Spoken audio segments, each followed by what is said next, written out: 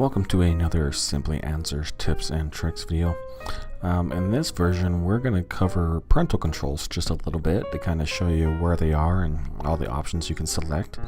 So the first thing you're going to want to do when you set up parental controls is you need to have basically a separate user for usually like your kids to get onto or something like that. So you're going to want to go to users and groups, and then you're going to want to come in here and set up a new account.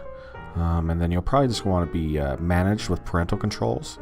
And once you select that, you just fill all the applicable data, make sure it's good to go, and also make sure that your account is password protected, or else that'd be kind of that would negate basically the parental controls. So go ahead and set up a second account. And once you have that set up, you just go into parental controls, just right here within system preferences. Once you're within that, your parental controls will be all right here. So you'll have your accounts, you'll select which one you want to be working on, and then that's where this comes up right here. So this is basically what you're seeing. So, and it's all pretty self-explanatory, but we'll kind of walk through it a little bit. So the first thing down here, going from top to bottom to top, is you can allow users to modify the dock. And if you're not sure, this is the dock right here. So if you allow them to modify this, they can take off these apps, these programs, rearrange it, which at the end of the day, that's not a huge deal. But if you want it locked down so you can't, so they can't move things around on there, you can do that with this function right here. If you click on logs, this will let you see what activity they've been looking at, what activities are blocked, what applications they've been using, what messages they've been sending, all that cool stuff. You can limit applications.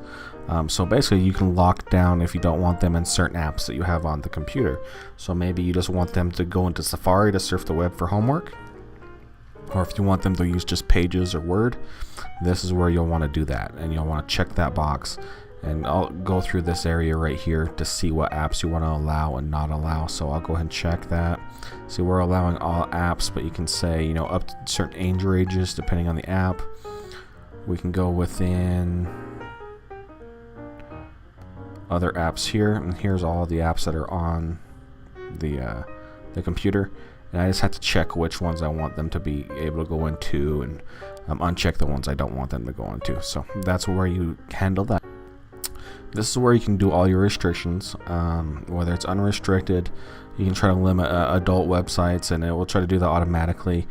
Or you can make it very specific to where you will only allow these websites.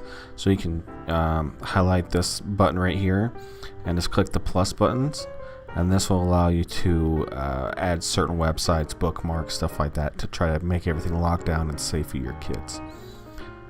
People. And this is where you can really limit what they can do in terms of communication, whether it's mail, messages, allow who they can contact, whether it's friends or family. That's where you can do this just by checking the boxes and going through your contacts to allow certain people, and then they can also send a permission request to you, whether you want to see allow them to access certain people and whatnot. So this is where you can do that. Time limits, this is where you can really kind of lock down how often they use your computer. So weekday time limits, so this is for Monday through Friday. You can do 3 hours a day. You can do anywhere up to, looks like about 8 hours. Here's the weekend time limits, same thing. And then you can, this is cool, you can do bedtime. So on school nights, which are Sunday through Thursday, you can limit the computer basically shut down and locked out between. If you want them to go to bed at 8 and wake up at 6, the computer will not be able to work for them at that time. So same thing with the weekend. Very cool controls right there. And with other, this is just some of the more miscellaneous stuff. So you can turn off dictation, hide profanity in the dictionary, limit the printer admin. So basically this is just make it to where they can't accidentally delete your printer.